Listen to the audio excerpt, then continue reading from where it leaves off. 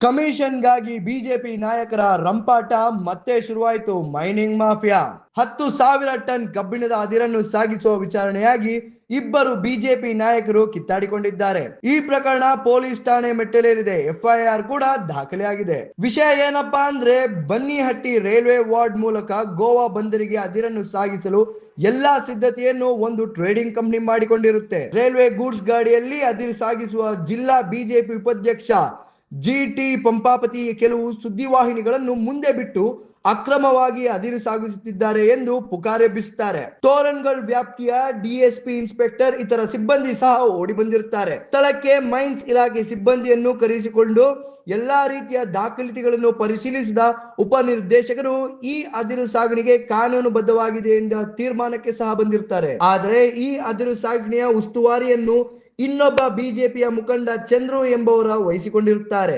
ಅವರಿಗೆ ಕರೆ ಮಾಡಿದ ಪಂಪಾಪತಿ 1 ಟನ್ಗೆ 1,000 ರೂಪಾಯಿಯಂತೆ 40 ಲಕ್ಷ ಕೊಡುವಂತೆ ಬೇಡಿಕೆ ಇಟ್ಟಿರ್ತಾರೆ. ಈತನ ಕಾಟ ಅತಿಯಾದ ಕಾರಣ ಟ್ರೇಡಿಂಗ್ ಕಂಪನಿಯ ಸಲಹೆ ಪಡೆದು ಪೊಲೀಸ್ ಠಾಣೆಗೆ ದೂರು ನೀಡಿರುತ್ತಾರೆ.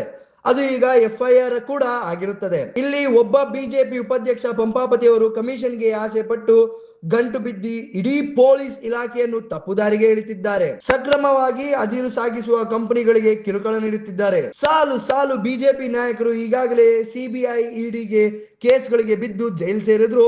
ಮೈನ್ಸ್ ಹಣದ ಮೋಹ ಇನ್ನೂ ಅವರಿಗೆ ಹೋಗಿಲ್ಲ. ಮುಂದೆ ಪೊಲೀಸ್ ಇಲಾಖೆ ಯಾವ ಕ್ರಮ ಕೈಗೊಳ್ಳುತ್ತೆ ಎಂದು ಕಾದು ನೋಡಬೇಕಾಗಿದೆ.